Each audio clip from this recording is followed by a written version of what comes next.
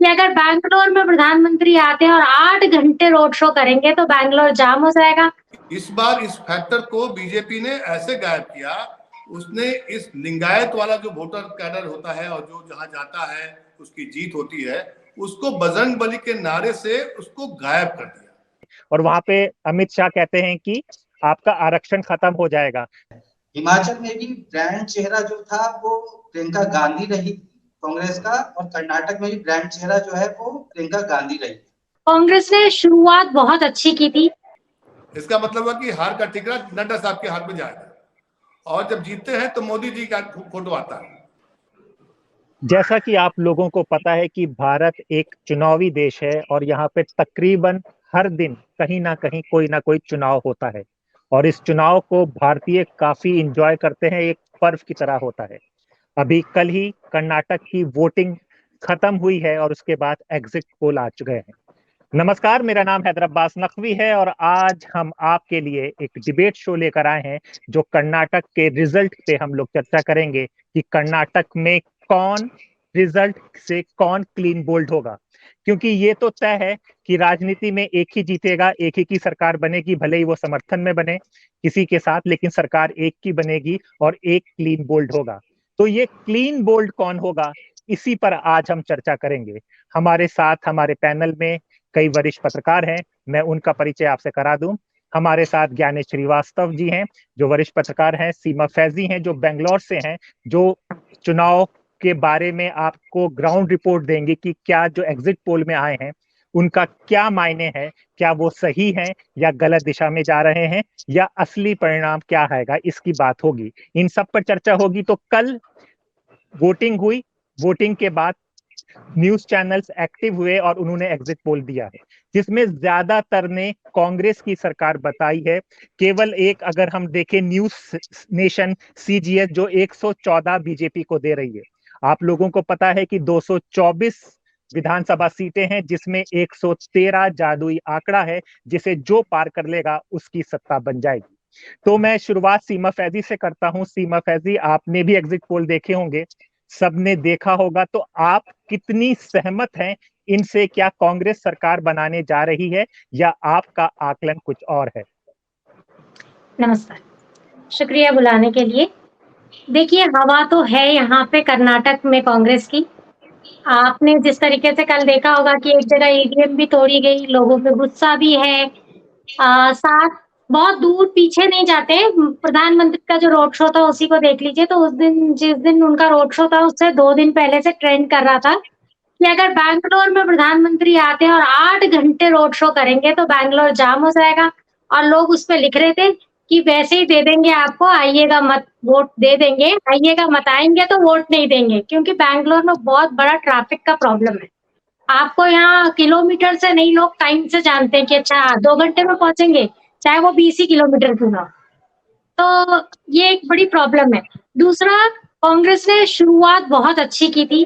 कांग्रेस ने 1 साल पहले से ही भ्रष्टाचार को ऐसा मुद्दा बनाया कि लोगों के दिमाग में बैठ गया है कि बीजेपी भ्रष्टाचारी है। वो चीज 1 साल पहले से, वो जो पे सीएम से उन्होंने शुरू किया था, वो उन्होंने उसको कंटिन्यू रखा। उसका फायदा उनको जरूर मिला और लोगों के दिमाग में ये बात आ गई कि हाँ, बीजेपी भ्रष्टाचारी है। भ्रष्टाचार के मामले में कांग्रेस बीजेपी से पीछे ही लोगों को लगी, तो ये एक बहुत फायदा हुआ। दूसरा, आखिरी में जो प्रियंका गांधी ने जिस तरीके से प्रधानमंत्री और बीजेपी के सवालों के जवाब दिए, वो भी फायदा नजर आया।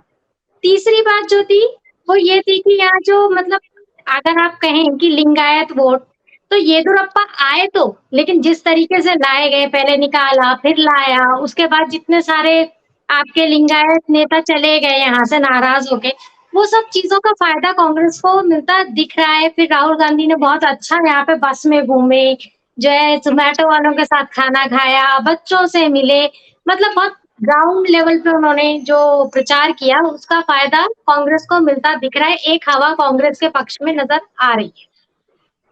चलिए, सीमा ने एग्जिट पोल के अगर कहें तो सहमत दिख रही हैं कि भाई वो सहमत हैं कि जो पोल आए हैं कांग्रेस की सरकार बन रही है। ज्ञानेश जी, आप वरिष्ठ पत्रकार हैं, लेकिन मैं आपको एक आंकड़ा बताता हूं। 5 बजे तक कल 65% वोट पड़े थे और आज जो सुबह आंकड़ा आया है वो आया है 72.67% का, यानी कि अचानक 65% से आखिरी टाइम की वोटिंग बढ़ी है। और हम सब जानते हैं, ये हमें कहने की या समझने की जरूरत नहीं है कि बीजेपी का कैडर बहुत मजबूत है, आरएसएस ग्राउंड लेवल पे बहुत काम करती है। ये जो आखिरी का 10% से 20% वोट बढ़ा है, प्रतिशत बढ़ा है, तो ये बीजेपी की तरफ स्विंग कर रहा है, या आप भी सीमा फैजी की तरह जो एग्जिट पोल के आंकड़े से सहमत हैं? देखिए, मैं एग्जिट पोल को से सहमत कभी नहीं रहा हूं, लेकिन चुनावी राजनीति से जो ताल्लुकात रखता हूं और जो थोड़ा बहुत अनुभव है, उससे एक बात तो समझ में आती है कि इस बार हवा कांग्रेस के पक्ष में थी। बीजेपी को काफी चुनौती मिली कर्नाटक में, और एग्जिट पोल उसी का एक तस्वीर पेश कर रहा है जो आपके सामने में है। और सीमा ने जो बताया, जो कर्नाटक में रहती है, बंगलोर में रहती है, राजधानी में रहती है, कि कांग्रेस ने एक साल पहले से तैयारी कर ली थी। लेकिन जो इस चुनाव में सबसे बड़ी बात मुझे देखने की मिली कि देखिए, कर्नाटक का चुनाव जब भी होता था तो वहां लिंगायत का नेता किधर है, लिंगायत समुदाय किधर है, वो इस बार फैक्टर खत्म हो गया। इस बार इस फैक्टर को बीजेपी ने ऐसे गायब किया, उसने इस लिंगायत वाला जो वोटर कैडर होता है और जो जहां जाता है उसकी जीत होती है, उसको बजरंग बली के नारे से उसको गायब कर दिया। ये एक नई बात मुझे कर्नाटक चुनाव में देखने को मिली।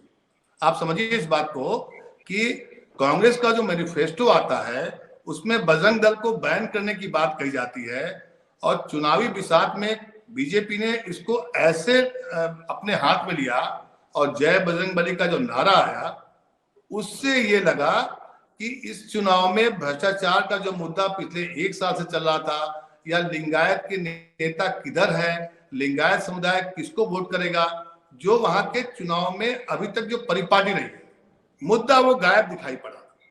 इसीलिए जहां शुरुआत में जो रुझान था कि भाई कांग्रेस एक तरफा विजय प्राप्त करने की ओर बढ़ रही है, और बीच में आते आते इसको एक ऐसा मुद्दा बनाया गया जिससे कि आप जो सर्वे आया है, एग्जिट पोल के जो सर्वे आया है, वो भी उसी ओर इशारा करता है। लेकिन मैं इसमें एक बात और जोड़ूंगा कि एग्जिट पोल हो या चुनावी नारे हो या जय बजरंग बली का नारा हो, चाहे राहुल गांधी का खाना खाना हो, इन सब बातों से वोटर को कोई फर्क नहीं पड़ता। वोटर अपना मन बना चुका होता है, अब वो एग्जिट पोल में आपको दिखाई नहीं पड़ेगा, नहीं मिलेगा। इसलिए हम लोग उसको एग्जिट पोल करते हैं। ये अलग बात है कि चुनाव की राजनीति में, भारतीय चुनाव की राजनीति में एग्जिट पोल भी अब एक बड़ा फैक्टर काम करने लगा है, और इससे माहौल बनता है और बिगड़ता भी है। कर्नाटक में इसमें दो राय नहीं कि वहां पर बीजेपी अपने एजेंडे को आगे नहीं बढ़ाई, जबकि पुराने एजेंडे जो उसका हिंदू मुस्लिम सांप्रदायिकता के मुद्दे पर घेरना और पलट करके कांग्रेस के पुराने इतिहास को खंगालना, इन सब मुद्दों को वो बड़े अच्छे तरीके से मीडिया में कहेंगे कि हाईलाइट कराया। अब मीडिया में हाईलाइट कराया, अब वो मुद्दा वोटर्स के मन में कितना प्रभाव पड़ा ये तो कल मालूम हो जाएगा हैदर। लेकिन मैं ये मानता हूं कि देखिए, कांग्रेस कितना भी मेहनत कर ले, लेकिन चुनाव लड़ने की जो रणनीति बीजेपी के पास है, वो किसी भी पॉलिटिकल पार्टी के पास आज की तारीख में, इंडिया में नहीं, दुनिया के किसी कोने में आपको दिखाई नहीं पड़ेगा। वो 24 घंटे मेहनत करते हैं, 24 घंटे बूथ लेवल पे बात करते हैं। हम उससे सहमत हो या असहमत हो वो अलग पहलू है, लेकिन मैं मानता हूं कि देखिए, अब लोग बोलता है कि भाई बीजेपी बहुत राजनीति करती है। अब आप सवाल ये उठता है कि राजनीति करने वाले लोग राजनीति नहीं करेंगे तो क्या करेंगे? पत्रकारिता तो करेंगे नहीं लोग। तो राजनीति में क्या होता है? साम दंड तमाम भेद जो होता है, जो तरीका होता है। तो मुझे ऐसा लगता है कि देखिए, कांग्रेस वहां पर अच्छे तरीके से मार्जिन वोट से जीत रही है, मार्जिन सीट मिलेगा। और इंडिया लाइव जो हमारा चैनल है, उसका सर्वे तो ये बता रहा है जी जी जी जी जी मैं उस पर बात करूंगा। तो अब ये देखना है कि बजरंग बली संजीवनी लेकर आए बीजेपी के लिए कि नहीं, ये भी पता करेगा। तो हमारा इंडिया लाइफ ने भी एक सर्वे किया है, तो मैं संजय जी के पास जाऊंगा कि संजय जी, तो सीमा एग्जिट पोल के साथ सहमत हैं कि कांग्रेस की सरकार बनी है, ज्ञानेश जी कह रहे हैं कि बीजेपी का जो कैडर मजबूत है, तो कुछ संजीवनी का काम शायद बजरंग बली ने कर दिया होगा। आपने, इंडिया लाइफ ने एक बड़े पैमाने पे सर्वे किया है, तो आप किस तरफ जा रहे हैं? हमारा सर्वे जो इंडिया लाइफ का सर्वे है वो भी दर्शकों को बताएं तो ज्यादा बेहतर होगा। देखिए, इंडिया लाइव के सर्वे जो हमने किया ग्राउंड लेवल पे जाके, जो हमारी टीम्स ने लोगों से बात की, चुनाव के 10 से 15 दिन पहले से हम लोग एक्टिव थे। तो जो हवा जो है वो इसमें कांग्रेस की ही है। इसको इस तरीके से भी देख सकते हैं, जो कांग्रेस में राहुल गांधी ने जो अपनी यात्रा की थी, भारत जोड़ो यात्रा, उसका भी कुछ असर देखने को यहाँ पर मिला है। बेशक प्रधानमंत्री मोदी ने इस चुनाव में पूरी ताकत झोंकी, उन्होंने खुद अकेले 19 रैली की है, और जैसा कि सीमा जी ने बताया कि आखिरी दिन उन्होंने 26 किलोमीटर लंबा रोड शो भी किया था।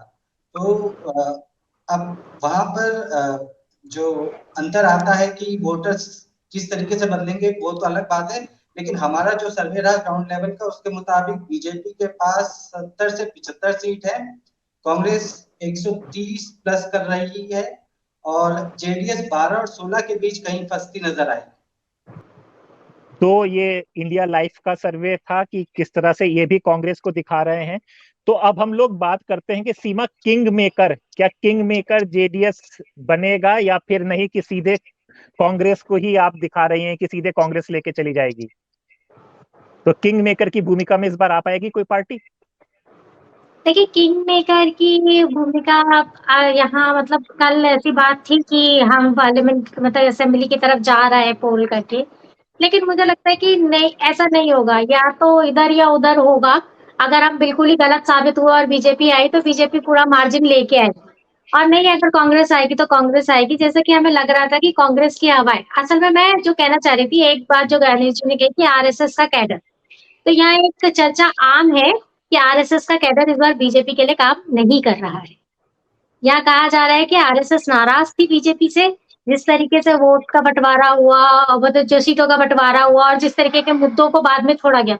और जो बजरंग बली वाला मुद्दा आप कह रहे हैं, तो मैं आपको याद दिलाती हूँ कि यहाँ हलाल और हिजाब दोनों जो है यहाँ के मुद्दे थे, लेकिन इंडस्ट्री इतनी नाराज हुई इस चीज से यहाँ पे कि इसको यहाँ सेंटर से कहा गया कि छोड़ दो, अब इस पे नहीं करना है करके। आखिरी मोमेंट पे अगर आप बजरंग बली पे जाओगे, तो मेरे को नहीं लगता कि आपको मतलब कर्नाटक में, खासतौर पर बैंगलोर जैसे जगहों पर, शहरों में आपको कोई फायदा मिलने वाला है, क्योंकि यहाँ लोग इस चीज से काफी नाराज थे कि सिलिकॉन सिटी बोलने वाले शहर को आप ये सब कर रहे हो। और बीजेपी को इसीलिए हलाल और हिजाब दोनों मुद्दे छोड़ने पड़े थे यहाँ पे। तो जी हाँ, जो येदियुरप्पा अभी का आगे बयान भी आया था। इससे मुझे ऐसा लगता है कि बजरंग बली डेस्परेशन था और लोगों ने सुना। मतलब आप सोचिए, ये एक ऐसे ऐसे से आप राज्य की बात कर रहे हैं जहाँ इंटरनेट बहुत ज्यादा यूज होता है, लोग इंटरनेट पे हैं, ट्विटर देखते हैं, तो उन्होंने वो बयान, वो सारी चीजें देखी हैं। उसमें जिस तरीके से बोला गया कि ये बजरंग बली और बजरंग दल में लोग फर्क करते हैं यहाँ पे, तो मुझे लगता है कि तो उसका बहुत फर्क नहीं पड़ेगा। हिजाब के ही मुद्दे पर येदियुरप्पा का बयान आया था कि हिजाब और हलाल यहाँ पर नहीं चलने वाला है, ये उनकी बीजेपी की पार्टी का था। तो जी, यहाँ तो ज्ञानेश जी, येदियुरप्पा के बारे में तो कहा जाता है ना ये बात कि उन्होंने कभी भी हिंदू मुस्लिम नहीं किया। उन तक, यहाँ तक कि सिद्धरामैया के लिए कहा जाता है कि वो हैंडल नहीं कर पाए, वो हैंडल ही नहीं कर पाए इस चीज को कि जो हिजाब और हलाल वाला मुद्दा उठा, क्योंकि लिंगायत आर नॉट हिंदू, वो हिंदू नहीं है, इसीलिए उनके लिए वो जो एजेंडा था वो नहीं था। यहाँ बीजेपी को मुसलमान भी वोट करता था, लेकिन ये सब करके बीजेपी ने अपने लिए ही मुश्किल खड़ी कर ली, और इसीलिए लिंगायत नेता थोड़े नाराज भी थे। जी बिल्कुल सही बात कर रही हैं ज्ञानेश जी। तो मतलब जैसे सीमा ने क्या तक, तो कैडर ने, आरएसएस ने क्या फिर ये कांग्रेस के लिए कर दिया? जिस तरह से आखिरी परसेंटेज की जो मैं बात कर रहा हूँ कि एकदम से आपका 10% की वोट बढ़ी, 5 बजे तक आपका 65 था, फिर जाकर आप लोग 71-72 पे पहुंच गए, और 1952 के बाद पहली बार इतनी बड़ी तादाद पे वोट हुए हैं। वोट परसेंटेज बढ़ने का ये होता है कि सत्तारूढ़ पार्टी से शायद नाराज है, इस तरह का माना जाता है। तो क्या आप ये मान रहे हैं, जो हिजाब का मामला हुआ, या फिर जो राहुल गांधी 40% कमीशन पर किया है, कि बीजेपी सारा काम 40% कमीशन पे कर रहा था, ये लोगों को समझ में आ गया है? इस बारे में कुछ अपने विचार दिए।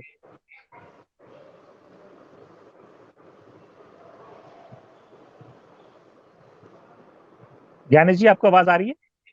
अच्छा, मुझसे सवाल था, सॉरी। ठीक जी है, जी जी। देखिए हैदर और सीमा आप तो बेंगलोर से हो, बेंगलोर में रहते हो, चीजों को समझ रहे हो, लेकिन मैं आपको यहाँ दो बातें स्पष्ट बता दूं। देखिए 40% कमीशन वाली जो बात है ना, वो तो कांग्रेस का एक बड़ा तुरुप का पत्ता निकला है। और जो बजरंग बली का जो नारा है, ये हताशा, मतलब कि आपके पास मुद्दे खत्म हो गए तो आप चले गए बजरंग बली को लेकर के। तो इसमें दो बातें स्पष्ट है, बीजेपी के पास, बीजेपी की सरकार थी वहां पर, तो आप अपने कामों को बता करके, कार्यों को बता करके आप उसका वोट ले सकते थे, और डबल इंजन की सरकार के जो एक जुमला है उसके आधार पर आप वोट मांग सकते थे। लेकिन किसी नेता ने ये नहीं कहा, बल्कि देखिए क्या है कि कर्नाटक के चुनाव में पहली बार देखा मैंने बीजेपी को अपने एजेंडे से दूर चली गई। अब देखिए बजरंग बली और हिंदू और मुस्लिम का जो है नॉर्थ इंडिया में काफी इस पर रहता है, और सीमा एक बात बता रही थी कि वहां पर हिंदू मुस्लिम का वैसा कैरेक्टर रहा नहीं है। खुद जो उसके सबसे बड़े नेता है येदियुरप्पा, वो कभी हिंदू मुस्लिम की बात करते नहीं है। सवाल है कि आखिर बजरंग बली को लाना क्यों पड़ा। देखिए जो वहां सबसे बड़ा मुद्दा रहा वो था 40% कमीशन और सरकार की नाकामी। क्योंकि क्या है कि अब कर्नाटक जैसे चुनाव में बीजेपी पूरा जोर लगाई है, वो सब कुछ कर रही है। आप सोचिए कि राहुल गांधी पर, उसके परिवार पर, कांग्रेस पर, सब पर वार किया गया है। अगर बीजेपी वहां मजबूत होती तो वो अपने स्टेट में जो उसके मुख्यमंत्री थे, जो उन्होंने काम किया, उस पर वोट मांगा जाता, लेकिन ऐसा नहीं हुआ। जाहिर सी बात है कि वहां टक्कर बहुत जबरदस्त दी है कांग्रेस ने। लेकिन मैं फिर एक बात बोलना चाहूंगा कि देखिए चुनाव में टक्कर ही होता है, एक तरफा चुनाव हो जाए तो फिर लोकतंत्र का फिर मतलब मायने नहीं रहता है। इस बार पहली बार बीजेपी जैसी मजबूत पार्टी जो लगातार अपने चुनावी रणनीति, चुनावी जुमले से आगे बढ़ती है, चुनाव जीतती है, जीती हुई सरकार को तोड़ करके फिर सरकार बनाती है, पहली बार कर्नाटक में उसको अच्छा खासा चुनौती मिला है। और बीजेपी, देखिए अभी मैं कहीं सुन रहा था कि आप कर्नाटक का रिजल्ट आ गया है। कैसे आ गया है? बीजेपी हार गई है, क्योंकि टेलीविजन चैनल पर जो सर्वे आ रहे हैं और जो उस पर चर्चाएं हो रही हैं, वहां पर जेपी नड्डा साहब का फोटो लगा दिया गया है। इसका मतलब है कि हार का ठिकरा नड्डा साहब के हाथ में जाएगा, और जब जीतते हैं तो मोदी जी का फोटो आता है।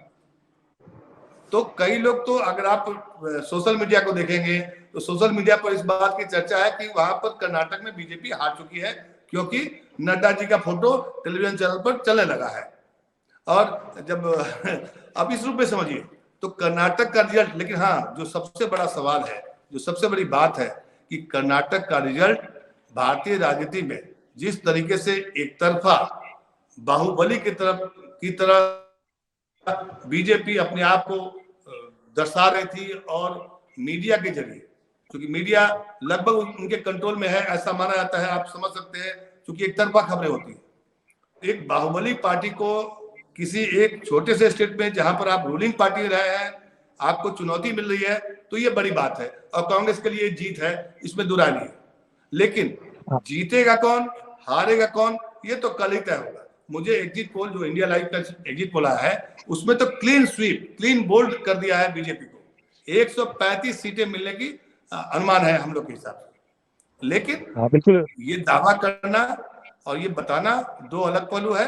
कर्नाटक के चुनाव में खुद प्रधानमंत्री को 8 घंटे का अगर मान लिया रोड शो करना पड़ता है, तो आप समझिए कि वो, उसके दो पहलू समझिए। आप कहेंगे कि भाई प्रधानमंत्री वहां पर बीजेपी की हालत कमजोर है इसलिए वो 8 घंटा प्रचार किए, लेकिन दूसरे शब्दों में देखा जाए तो वो उनकी रणनीति है, मतलब वो हारी हुई बाजी को भी जीतने की कोशिश में लगे रहते हैं। ये चुनावी बिसात में ये हर पॉलिटिकल पार्टी को करते रहता है। ये अलग बात है कि तरीका और तौर तरीके पर हम लोग सवाल उठा सकते हैं कि भाई इन्होंने गलत बोला, सांप्रदायिकता की बात की, चाहे ट्रैफिक जाम कर दिया, लेकिन भाई पॉलिटिकल पार्टी है तो काम करेगा क्या? वो तो राजनीति करेगा जी ना। हाँ, इस पर हम लोग बात करेंगे। हमारे पास और भी सर्वे हैं संजय जी के पास। संजय जी, आपकी हमने पैकेज भी पढ़ा था, आपका स्टोरी भी देखी थी, गाली गलौज भी बहुत चला है। तो ये गाली गलौज तो चला है, राजनीति में सब हुआ है, तो कुछ सीटें बता पाएंगे, प्रोमिनेंट सीटें, कि उसमें कौन जीत रहा है, क्या कुछ बड़ा फेरबदल होने वाला है जो हमारे सर्वे में आया हो? देखिए कर्नाटक में 4 मेजर जगह की मैं बात करता हूँ। कित्तूर कर्नाटक है, कल्याण कर्नाटक है, तटीय कर्नाटक और मध्य कर्नाटक, यहाँ पे 50 सीट, 40, 19 और 20 सीटें यहाँ पर है। ठीक है, जिलावार अगर इनकी बात करें तो विजयनगर जिला पड़ता है, उडुपी जिला है, और कोल्पा जिला है, गदग जिला है। इस तरीके से जिले बटे हुए हैं। तो यहाँ पर जब हमने सर्वे किया तो मेजरली जो भी पॉलिटिकल पार्टी है वो कोशिश कर रही थी, चाहे वो कांग्रेस हो, जेडीएस हो या बीजेपी हो, उनकी कोशिश थी बीपीएल तक, यानी कि बिलो पॉवर्टी लाइन के नीचे जो लोग रह रहे हैं उन तक पहुंचने की, और हम भी उन्हीं लोगों तक पहुंचे। जब उनसे बात की गई तो मेन मुद्दा वही था, महंगाई, काम नहीं है, और जो हॉस्पिटल्स, जो बेसिक नेसेसिटीज है, हॉस्पिटल्स एंड स्कूल्स, इनको लेकर। तो जब चुनावी घोषणा पत्र आया तो उसके बाद तीनों ही पार्टियों के जो घोषणा पत्र है उनमें देखने को मिला कि फ्री चीजें हैं, कोई दूध फ्री दे रहा है, कोई बेरोजगारी भत्ता दे रहा है, देने को तैयार है, कहीं गैस सिलेंडर देने को तैयार है। अब देखना होगा कि जो हमारा सर्वे था वो घोषणा पत्र से पहले का सर्वे था। ठीक है, घोषणा पत्र आने के बाद कितना चेंजेस आता है वोट में, जो मतदाता हैं उनके। तो अभी आपके पास कोई बड़ा उलटफेर है कि कुछ सीट पे कुछ होने वाला है, या कि अभी हमारे सर्वे सारे पुराने थे कि उस पे नहीं है हमारे पास? कुछ है आपके पास ऐसा कोई आंकड़ा आपने इंडिया लाइफ में किया है? जैसा मैंने बताया, कित्तूर कर्नाटक की जो सीट है वहां पर, कित्तूर कर्नाटक जो है वहां पर 50 सीटें हैं, और जो कांटे की टक्कर है यही होने वाली है। इन्हीं 50 सीटों में देखिएगा जो मेजर ले जाएगा वो खेल जीत जाएगा। यहाँ पर बड़ा फेरबदल हो सकता है। इसके बाद जो कल्याण कर्नाटक है, यहाँ पे SC ST समुदाय के लोग ज्यादा हैं, तो यहाँ पर वैसे तो 40 सीट है, लेकिन यहाँ पर भी खेल सारा इसी का होगा कि जो घोषणा पत्र में जो फ्री रेवड़ी को, जो कभी मोदी जी किसी राज्य में जाके कहते हैं कि फ्री रेवड़ी कल्चर नहीं होना चाहिए, जो कि बीजेपी ने भी दिया, कांग्रेस ने भी दिया और जेडीएस ने भी दिया, और अगर कोई और पार्टी भी होती तो वो भी देती।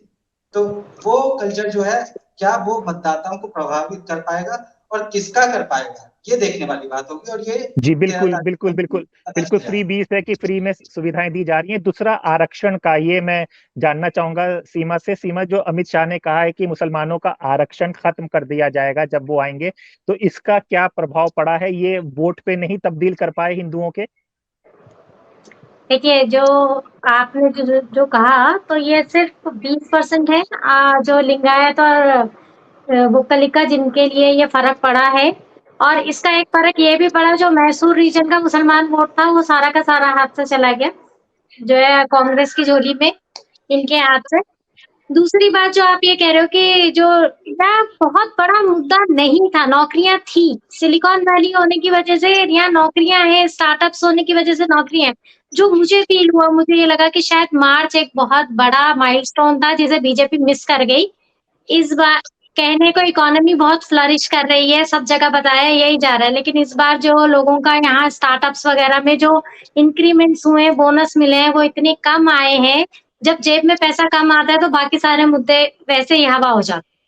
तो जो मार्च को जो लोगों ने सोचा ही नहीं कि मतलब ये मार्च अप्रैल में अभी इन सबको इंक्रीमेंट्स आ गए, फ्रेश दिमाग में है। और इस बार सारी इंडस्ट्री, जितने भी स्टार्टअप्स हैं, सब ने यही कहा है कि नौकरी बचे, वही बड़ी बात है। इसीलिए जो है पैसा नहीं आया लोगों के पास, तो वो एक चीज लोगों के दिमाग में है। वोट करते वक्त मुझे लगता है कि इसका असर पड़ेगा। और शायद बैंगलोर में इसीलिए ये निराशा आपको देखने को मिली कि मोदी के आने के बाद भी, प्रधानमंत्री के होने के बाद भी वोटिंग परसेंटेज घटा है, बढ़ा नहीं। जी ज्ञानेश जी, मैं आपसे एक सवाल आपसे पूछना, मैं आपसे सवाल पूछ रहा हूं कि आपको ऐसा लगता नहीं कि बीजेपी की पार्टी, मोदी जी एक तरफ होते हैं, बाकी पार्टी अलग बयान देती है? मोदी जी जहां मुसलमानों को आपने पद्मश्री देखा, और बिदिर समाज के उस वक्त शाह अहमद ने कहा कि हम लोग वोट करेंगे, और वहां पे अमित शाह कहते हैं कि आपका आरक्षण खत्म हो जाएगा। तो मोदी एक तरफ चल रहे हैं, मोदी जी एक तरफ चल रहे हैं, बाकी पार्टी अलग चल रही है। ये आरक्षण का मुद्दा कितना या इस पर अहम हुआ है इस चुनाव में? इस पर कुछ बताइए आप। देखिए, आरक्षण का मुद्दा वहां मुद्दा नहीं था, वहां था मुसलमानों का आरक्षण बंद कर देंगे। आरक्षण किसका बंद करेंगे? मुसलमानों का आरक्षण बंद करेंगे, तो इससे वोटों का ध्रुवीकरण किसका होगा? देखिए, समझिए इस बात को। चुनाव के समय में ऐसे ही बातें करके वोटों का ध्रुवीकरण करने का प्रयास किया गया है। और कांग्रेस कहती है कि मैं आरक्षण दे दूंगा, उसको वापस कर दूंगा। तो ये तो चुनावी विषय तो भाषण देने और उसको प्रचार करने के बारी है। लेकिन सीमा, मुझे लगता है कि जो बातें वहां पर जो मुद्दा बना, एक तो 40% का मुद्दा बना जो बीजेपी के अगेंस्ट गया, एक जो अमूल दूध वाला जो मामला है, दूध का जो मामला है, हाँ वो बहुत घर घर से वो बहुत बड़ा मुद्दा था। मैं भी आपकी इस बात से बिल्कुल सहमत हूँ, क्योंकि नंदिनी का ये था कि नंदिनी वो ब्रांड है जिसे कनाडा के बड़े बड़े स्टार्स ने बनाया, राजकुमार हो, पुनीत राजकुमार हो, इन्होंने फ्री में उसके लिए ब्रांड एम्बेसडर का काम किया। और नंदिनी, लिटरली नंदिनी बहुत सस्ता है, घी लीजिए, दूध लीजिए, अमूल के मुकाबले बहुत सस्ता है और बहुत वाइडली यूज होता है। बैंगलोर में हर जगह नंदिनी लोग यूज करते हैं, क्वालिटी वाइज भी बहुत अच्छा है। और जिस तरीके से अमित शाह ने उसको गुजरात के हाथ देने के लिए बोला ना, उससे यहाँ के लोगों को थोड़ा, आप कहिए कि बुरा बहुत लगा। नंदिनी को लेकर लोगों को ये लगा कि बीजेपी कब्जा सीमा, करना चाहती है, अब कनाडा अस्मिता के ऊपर सवाल आ गया है करके, वो एक बहुत हाँ बड़ा मुद्दा था। सीमा, ये बताओ कि तुम कौन सा वहां पर ब्रांड इस्तेमाल करते हो, नंदनी या अमूल? हाँ, मैं नंदिनी यूज करती हूँ। नंदनी करती हो? देखो, जी, बतौर नंदिनी का दूध बहुत अच्छा है, उसमें कोई जैसे गुजरात में अमूल बेस्ट है, वैसे यहाँ पे नंदिनी बेस्ट है और बहुत इजीली अवेलेबल है, जगह जगह हर 1 किलोमीटर पे आपको उसकी दुकान मिलेगी। लेकिन लेकिन सीमा, मैं एक बतौर पत्रकार के रूप में, कांग्रेस ने जिस तरीके से इस एजेंडे को बढ़ाया कि नहीं हम उसको बैन कर देंगे, वो तो गलत है, मैं इसको गलत मानता हूँ। देखिए, भारत एक देश है, नंदनी आपका देखिए, ब्रांड है, आप बैन सपोर्ट तो करेंगे। नहीं करेंगे, गुजरात में कांग्रेस को भी तो वोट मांगना ही है, लेकिन ये बात भी सच है कि अगर अमूल के मुकाबले अगर नंदिनी सस्ता है, अगर उसकी क्वालिटी भी अगर यहाँ के लोग मानते हैं कि वो अच्छी है, जैसे घी की क्वालिटी के बारे में कहा जाता है उसके कि बहुत अच्छी है, और यहाँ के किसानों को उससे पैसा मिल रहा है, तो आप क्यों मर्ज करके किसी एक के हाथ में देना चाह रहे हो? नहीं, ये तो सवाल है। तो मर्जिंग वाली जी, बात तो मुझे समझ में आ बात रही को है। यहाँ पे करते हैं। लोकल मुद्दे जो अस्मिता से जुड़े हुए हैं वो सारे हावी रहे हैं। संजय जी, क्या ये लोकल मुद्दों ने काफी वोट पर, बैंक पर असर किया गया है? जो लोकल मुद्दे उठे हैं कि राष्ट्रीय मुद्दे ही सारे रहे, महंगाई और इस सब चीजों को लेकर, लोकल इश्यूज पर कितने वोट परसेंट? लोकल मुद्दों पर वोट काफी पड़ने वाले हैं। और जैसा कि अभी बात हो भी रही थी, मैं थोड़ा सा पीछे जाऊंगा, जो हमारी डिबेट है उसमें, कि हिंदू मुस्लिम को लेकर बात हुई थी कि वो एजेंडा यहाँ पे काम नहीं करेगा, लेकिन यही वो एजेंडा है जिसको बीजेपी अच्छे से काम कराना जानती है।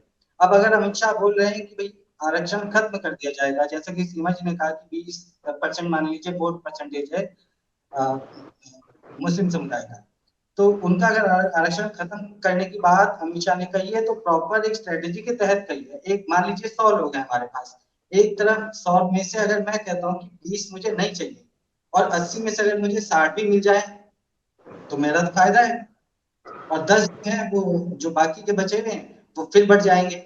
तो कोशिश यहाँ पर यही भी थी, जो आरक्षण वाली बात लाने की, कि आरक्षण खत्म कर दिया जाएगा, कि जो हिंदू वोटर है, जो कट्टर वोटर है, बजरंग दल का मुद्दा जिसको हल्के में लिया जा रहा है, ये भी काम करेगा कि हिंदू वोटर, जो कट्टर हिंदू वोटर है, वो खींच के आ जाए। क्योंकि बजरंग बली वाली बात के बाद कई घर ऐसे थे जहां पर लोगों ने अपने घरों के बाहर पोस्टर लगा दिए कि कांग्रेस और कांग्रेस के उम्मीदवार कृपया यहाँ ना आए।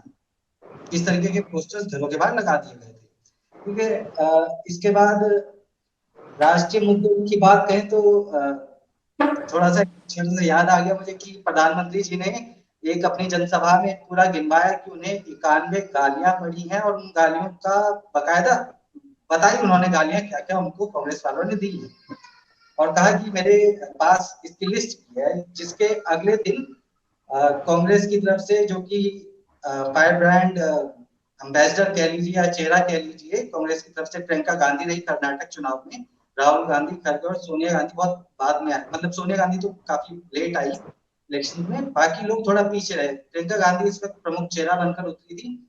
नेक्स्ट डे वो कहती है कि जी ऐसा है कि प्रधानमंत्री को तो मात्र 91 गालियां पड़ी हैं, और अगर मैं कहूं कि मेरे परिवार को कितनी गालियां पड़ी तो उसमें तो किताबें किताबें किताबें लिखी जा सकती हैं। समझिए यहाँ पर जो बात हो रही है ना, ये पब्लिक के माइंड को ओवरलैप करने की बात हो रही है। आप जैसा सीमा जी कह रहे थे कि जब जेब में पैसा नहीं आता, भाई जेब में पैसा उसके नहीं आ रहा ना जो अच्छी नौकरी कर रहा है। इंक्रीमेंट उसी का नहीं हो रहा होगा जिसको 50,000 रुपए या लाख रुपए सैलरी मिल रही है, राइट। जो 10,000 रुपए के लिए जद्दोजहद कर रहा है उसको फर्क ही नहीं पड़ता इंक्रीमेंट से। तो जो मेजर है वो जो निचला तबका है उसको खींचने का है। यहाँ पर हम एक बात और ध्यान करेंगे, जो फ्री वाली चीजें कांग्रेस ने हिमाचल में टेस्टेड की थी, वही टेस्टेड ट्रायल मेथड कर्नाटक में भी किया है। हिमाचल में भी ब्रांड चेहरा जो था वो प्रियंका गांधी रही कांग्रेस का, और कर्नाटक में भी ब्रांड चेहरा जो है वो प्रियंका गांधी रही। तो देखिए क्या होता है आगे, मतलब फाइनल। हाँ, ये बिल्कुल सही है, लेकिन प्रियंका गांधी कोई अभी पहली बार राजनीति नहीं कर रही है, यूपी में भी रही हैं और यूपी में सबने हाल देखा है। दूसरा एक मेन चीज पूछना चाहता हूँ कि 5 साल जो इंसान सबके साथ रहता है, आखिरी में इलेक्शन के वक्त अलग हो जाता है, वो है मिस्टर विकास। तो विकास कोई तो विकास लेकर सब लोग आते हैं, फिर विकास कहीं पर 5 साल हमारे साथ रहता है, फिर आखिरी में से मुसलमान, बजरंगबली और ये सब चीजें कवर कर जाते हैं। तो संजय जी, हम अंत की तरफ बढ़ रहे हैं, वक्त की सीमा है, तो मैं बहुत छोटी छोटी टिप्पणी कहूंगा कि विकास का क्या रहा इस चुनाव में। सबसे पूछूंगा अपने गेस्टों से, आप बताइए कि विकास का इस बार क्या हशर रहा। विकास के बारे में बताता हूँ। एक बड़ा नामी चैनल है, देश का नंबर 1 चैनल है, उनके स्टार एंकर लेके गए बीजेपी के एक मंत्री को कि भाई दिखाइए हमें अपना डेवलपमेंट। तो वो दिखा रहे थे तेजस्वी सूर्या। हाँ बिल्कुल, साइडवेज जो है वो रोड के साइड में पार्क्स डेवलप कर रहे हैं और पॉन्ड वगैरह बना रहे हैं, मतलब काफी सुंदर बनाया जा रहा है। इस तरीके का डेवलपमेंट दिखाने की कोशिश हो रही थी। तब तक क्या है कि लोग बीच में आ जाते हैं और कहते हैं कि भाई ये 4 साल से बन रहा है, और ये दीवार खड़ी है ना टीम की जिससे बरूदा वगैरह छुपाया हुआ है, ये भी तब से ही यहाँ पे खड़ी है। तो विकास हो नहीं रहा है, बस विकास बोला जा रहा है। तो जैसे वो कहते हैं ना, काला धन आएगा तो 15 लाख रुपए आएंगे, तो ना काला धन ही आया ना 15 लाख रुपए ही आए, जबकि लिस्ट मोदी जी के पास थी, जैसा वो कहते थे चुनाव 2014 से। तो वैसे तो बिल्कुल विकास बिल्कुल, देखो सीमा, आप भी बताइए विकास की क्या स्थिति है, विकास कहाँ पर रहा इस चुनाव में। देखिए, जैसे मैंने शुरू में कहा था कि बैंगलोर के लिए बहुत बड़ा इशू है ट्रैफिक। उसकी 2 चीजें हैं, एक तो सड़कें इतनी खराब है कि मतलब पिछले साल 1 साल पहले 2 साल पहले जो है, एक आदमी ने पूरा एस्ट्रोनॉट का सूट पहन के एक शूट किया था जिसमें कि दिखाया गया था कि वो जी जी। चांद पे है। फिर बाद में उसने खुलासा किया कि वो चांद पे नहीं है, जो गड्ढे हैं ये बैंगलोर की सड़कें हैं और सेंट्रल बैंगलोर की सड़कें हैं। वो काफी वायरल हुआ था। दूसरी चीज, अभी हाल में जब प्रधानमंत्री जी 1 महीना पहले आए थे, तब उन्होंने व्हाइट फील्ड की मेट्रो ऑन की थी, यहाँ पे मेट्रो का लाइन शुरू की थी। वो मेट्रो लाइन पे लिखा ये नहीं गया था, सब जगह यहाँ पे नम्मा बेंगलुरु, नम्मा कर्नाटका लिखा होता है, लेकिन वहां लिखा गया था बीजेपी मेट्रो। तो मतलब आप समझ सकते हैं कि बीजेपी की मेट्रो, लेकिन मेट्रो की हालत ये है कि पिछले 4 साल से तो हम देख रहे हैं कि जो पिलर है वो पिलर ही खड़े हैं, और उसको लेकर इतना यहाँ सोशल मीडिया पे आए दिन ट्रेंड होता है कि लोग कहते हैं जब खुदाई होगी 2000 साल बाद तो लोग पूछेंगे कि आखिर ये लोग इन पिलर का करते क्या थे, ये पिलर क्यों बनाए गए थे। लोगों को यकीन नहीं है कि यहाँ बनेगी मेट्रो करके, लोगों को लगता है बस वो पिलर ही खड़े रहेंगे। ज्ञानेश जी, आप भी बताइए कि विकास को 5 साल तक तो रखा, फिर उसको रुसवा करके निकाल दिया गया। इस विकास के बारे में कुछ बताइए कि क्या चुनाव में, कर्नाटक के चुनाव में विकास कोई मुद्दा रहा या नहीं रहा, या सिर्फ बातें ही रही। देखिए हैदर, दुनिया के किसी भी देश में जो जहां जहां लोकतंत्र है, विकास के मुद्दे पर कोई चुनाव नहीं जीतता है। चुनाव जब भी जीता जाता है तो चुनावी जुमले पर। आप ब्रिटेन में देखिए, अमेरिका में देखिए, दुनिया किसी देश में मैंने पढ़ा है और कई सारे एक्सपर्ट्स बताते हैं कि विकास एक सतत प्रक्रिया है। अब इसी विकास जो आप पूछ रहे हैं विकास कहाँ है, तो 2014 के बाद विकास गायब है। विकास गायब है, लेकिन देखिए विकास क्या होता है चुनाव में। अगर मान लीजिए कांग्रेस जीतती भी है तो मैं आपको बता रहा हूं कि लड्डू जो है ना, चुनावी जो लड्डू कल बटेंगे और बन रहे होंगे, तो मुझे यकीन है कि बीजेपी के दफ्तर में भी बन रहा होगा लड्डू। बिल्कुल। क्या है, वो लोग चुनाव हारते हैं तो भी जश्न मनाते हैं, ऐसे जश्न मनाएंगे और मीडिया उसको ऐसे हाईलाइट करेगी, लगा कि कुछ ना कुछ जीता है जरूर। ठीक है, जैसे मान लिया कि 8 किलोमीटर का लंबा रोड शो किया, अब मान लिया वहां 40 में से 30 सीट आ गई, तो बोले कि हाँ मोदी का जादू बरकरार है। ठीक है, तो विकास को मोदी जी के आप समझिए कि आज की तारीख में जो चुनाव की जो राजनीति है ना देश में, पहले वाली स्थिति नहीं है। यहाँ पर हड़पों वाली नीति है। हम लोग जो अच्छे तरीके से बातचीत कर रहे हैं कि ऐसे होगा, देखिए चुनाव में जैसे बेंगलोर में रहती है, कर्नाटक की राजधानी बेंगलोर में रहती है सीमा फैल, अब बता रही कि वहां के सड़कों में गड्ढा है, और हम सब लोग जानते हैं, कई बार जो वीडियो जो बता रही थी स्टूडेंट वाला बन करके आया था, सोशल मीडिया में वायरल हुआ। तो विकास एक कोई मुद्दा है ही नहीं। अब सोचिए महंगाई कितने चरम पर है, हम सब लोग महंगाई से त्रस्त हैं, पब्लिक त्रस्त है, लेकिन लोग उस पर बातें नहीं करते हैं और ना नेता लोग बात करते हैं। किस पर बात करेंगे? बजरंगबली की बात करेंगे। बिल्कुल बिल्कुल ज्ञान जी, हमारे पास वक्त जी हाँ, 2 लाइन सुन लीजिए। जी जी। क्या है कि अब बोलिए कांग्रेस के जो सबसे अच्छी बात क्या है लोकतंत्र में कि एक पार्टी का अधिकार नहीं होना चाहिए। और मुझे इस चुनाव में हिमाचल प्रदेश के चुनाव के बाद कर्नाटक में कांग्रेस का जो जोश और खरोश और एक ऐसे डबल इंजन सरकार के वाली पार्टी को चुनौती देने की स्थिति में है, ये लोकतंत्र के लिए अच्छा है। मुझे ऐसा लगता है कि लोकतंत्र हमारा जो है बहुत मजबूत है, तमाम सारी चीजें हैं इसमें, तमाम आलोचनाएं कर सकते हैं हम लोग, सहमत और असहमत हो सकते हैं। कर्नाटक चुनाव में अगर मान लिया 40% का नारा गूंजता है, ठीक है, और अंत में आकर के बीजेपी के नेताओं को बजरंगबली कहना पड़ता है, जय बजरंगबली, प्रधानमंत्री बोले हैं जय बजरंगबली, आप समझिए बजरंग दल को बजरंगबली से जोड़ा जाता है। तो कहीं ना कहीं ये साफ दर्शाता है कि वहां पर टक्कर मिली है, और छोटा मोटा टक्कर नहीं मिला है, अच्छा खासा टक्कर मिला है। और रिजल्ट जो है, मुझे ऐसा लगता है कि कांग्रेस वहां क्लीन बोल्ड करेगी बीजेपी को। मेरा भी आकलन यही है कि क्लीन बोल्ड होगा, लेकिन एग्जिट पोल के अगर नतीजे देखेंगे तो वो आपको बिल्कुल कंफ्यूजन की स्थिति में रखेगा, जैसा कि देश अभी कंफ्यूज स्थिति में है, वही एग्जिट पोल भी अपना कंफ्यूजन वाली स्थिति है। चलिए चलिए, अभी हमारे पास वक्त कम है, लेकिन जाते जाते मैं एक सवाल सबसे पूछूंगा और चाहूंगा अपने गेस्ट से कि वो एक ही लाइन में उसका आंसर दें ऐसे कि चलिए हम लोग मान लेते हैं, क्योंकि मैं जैसे कि फिक्शन का आदमी हूं तो मेरे लिए फिक्शन बहुत इंपॉर्टेंट है, चलिए मान लेते हैं कि कांग्रेस की सरकार बन जाती है, तो कितने महीने या कितने साल के बाद बीजेपी का मुख्यमंत्री दोबारा बनेगा? संजय जी आप बताइए। देखिए बीजेपी बहुत तेज है कि पार्टी को कैसे तोड़ा जाता है और हॉर्स ट्रेडिंग कैसे की जाती है। एक बार निर्मला सीतारमण जी कुछ बता रही थी संसद में, तो उनके मुंह से वो कुछ ट्रेडिंग के बारे में बता रही थी और उनके मुंह से निकल के हॉर्स ट्रेडिंग। तो आप समझ सकते हैं कि भाई अगर मान लीजिए उनको सीट कम भी मिलती है, पर वो जानती है कि कैसे सत्ता में आना है।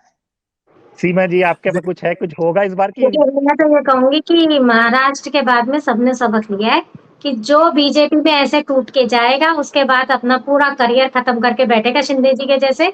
इसलिए इतना आसान इस बार अगर सरकार बनेगी तो नहीं होगा। दूसरी एक बात मैं कहना चाहती हूँ कि इस बार जो चुनाव में मैंने कांग्रेस का जो जोश खरोश देखा, वो 2004 में सोनिया गांधी के नेतृत्व में जब कांग्रेस उतरी थी उस समय के जैसा था।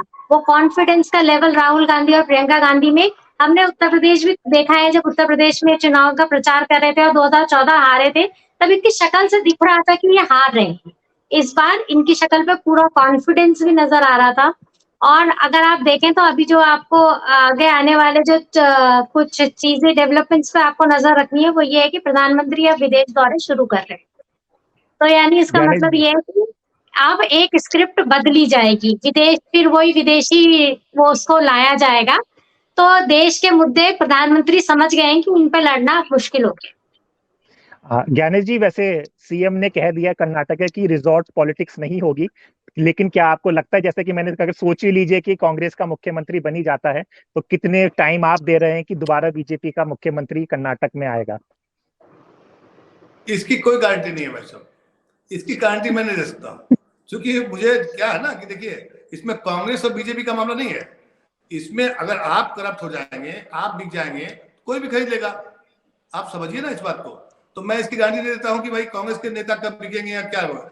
सवाल यह है कि कांग्रेस या बीजेपी कोई खरीद लेगा। जो बिकने के लिए तैयार है, तो ये तो हमारे भारतीय राजनीति के लिए धब्बा है, और जो लोग बिक रहे हैं वो लोग दोषी है, खरीदने वाला तो दोषी है ही। जैसे घूस देना दोनों अपराध होता है, उसी तरह से जो बिकते हैं वो लोग दोषी हैं। तो इसकी गारंटी नहीं है हैदर भाई। बाकी आप देखिए, लेकिन मैं आपको बता दूं कि खरीद फरोख्त वाला मामला कभी कभार अचानक करते हैं तो लोग सफल हो जाते हैं। झारखंड में भी किया था, नहीं सफल हुआ। हालांकि उनकी कोशिश होती है छोटे राज्यों में जहां पर सीटों की संख्या कम है, जहां पर कम मार्जिन में जीत हार का अंतर होता है वहां पर वो लोग प्रयोग करते हैं, लेकिन झारखंड ने उनको सबक दिया, इसलिए झारखंड के मुख्यमंत्री अभी लगातार परेशान है बीजेपी के अटैक से। तो गारंटी बिल्कुल नहीं है। बाकी आप तक क्या आकलन है ये बताइए। देखिए, एंकर को आकलन नहीं करना चाहिए, यही चलता है। मैं न्यूज चैनल में नहीं हूं कि अपना आकलन और अपना बताऊं। आप लोगों ने जो कहा, आपके विचार मैंने जनता के सामने रख दिए हैं। मेरा एंकरिंग था आप लोगों से सवाल पूछना था, ईमानदारी के साथ सही सवाल पूछना, जो मुझे लगता है कि मैंने किया है। कर्नाटक का रिजल्ट क्लीन बोल्ड, ये कार्यक्रम आप देख रहे थे, एक मेगा शो था। अब रिजल्ट 13 तारीख को सब कुछ साफ हो जाएगा, किसकी सरकार बनेगी, कौन क्लीन बोल्ड होगा और कौन सत्ता में आएगा। इसी तरह की बहस, इसी तरह की डिस्कशंस आप इंडिया लाइफ में देखते रहिए, क्योंकि हमारा मकसद है आपको सही खबर, जी हाँ एकदम सही खबर, बिना किसी लाख लपेट के आप तक पहुंचे। हम सबको इजाजत दीजिए। नमस्कार। नमस्कार।